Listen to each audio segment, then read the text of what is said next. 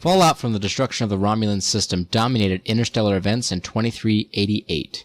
The Romulan colony worlds reeled from the loss of their homeworld and a vacuum in leadership. With the death of Praetor Chulan and the disappearance of Donatra, there was no one with authority to call the worlds to order or recognize a new government.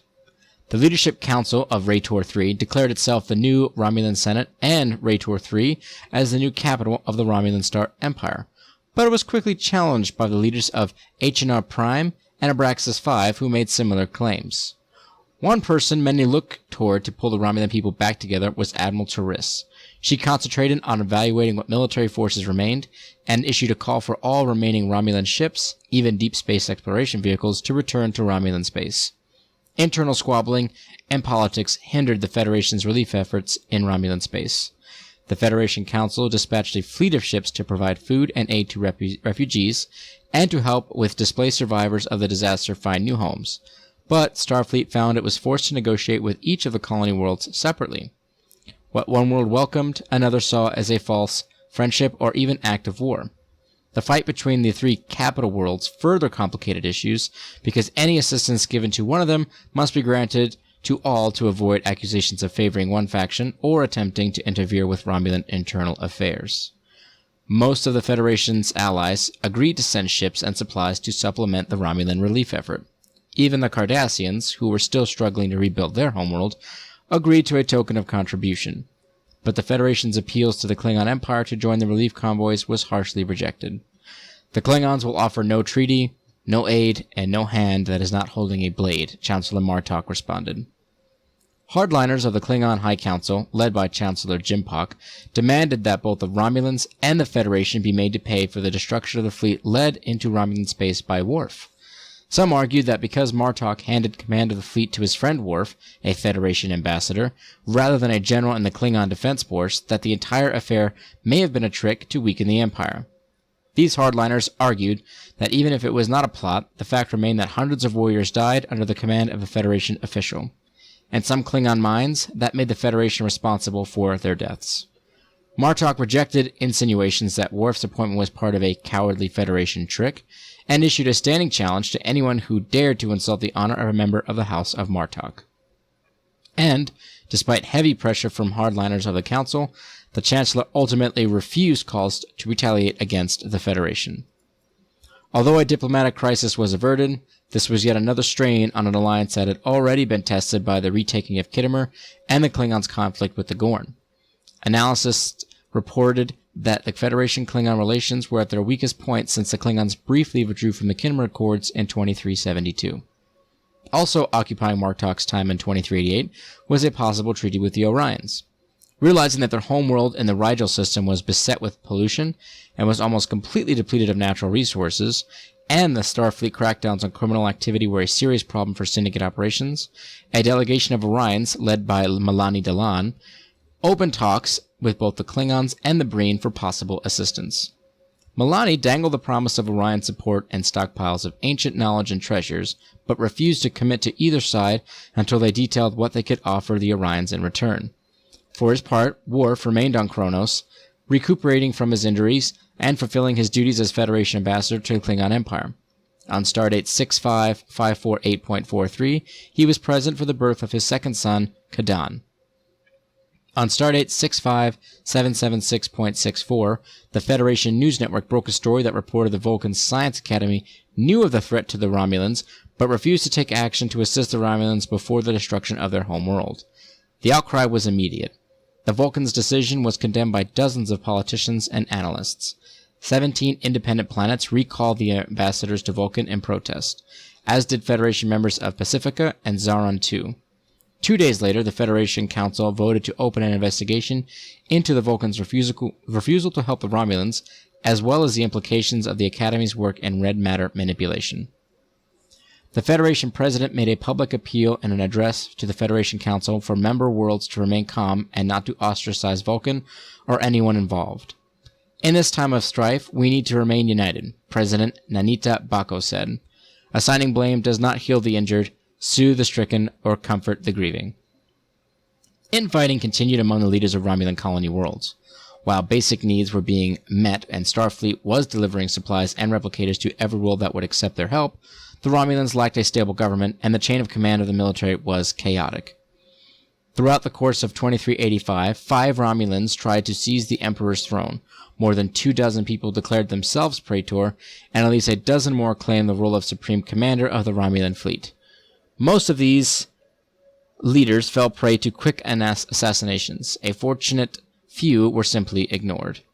Federation analysts agreed that Romulan Star Empire would remain in turmoil until there was a leader who was able to command the allegiance of the majority of the colony worlds. Federation diplomatic teams attempted to organize a conference where representatives from each of the colony worlds could take the first steps to establishing a new government and choosing leaders. But the Romulans could not even agree on where the meetings should be held, and the plan collapsed. The Klingon Empire took advantage of the confusion with lightning strikes into Romulan space.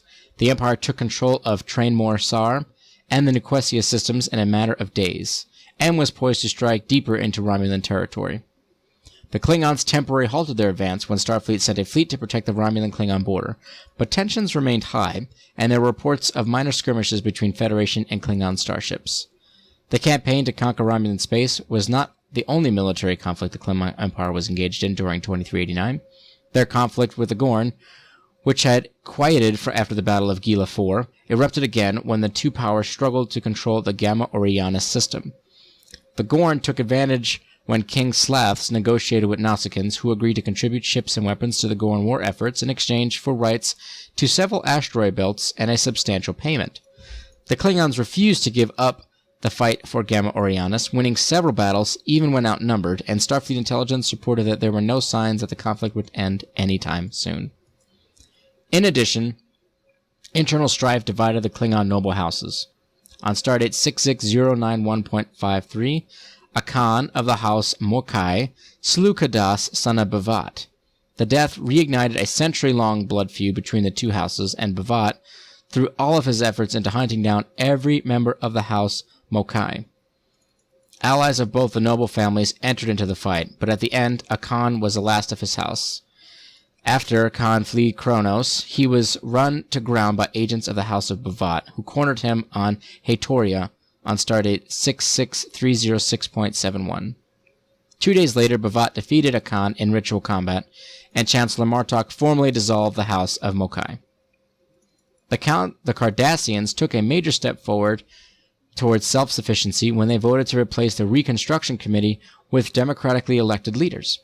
In the weeks leading up to the election, 2 groups dominated the debate: a civil coalition led by Elim Garak as a prominent member, and a hardliner group calling for the Cardassians to withdraw from the Federation-Cardassian Treaty of 2386 and re-establish the military.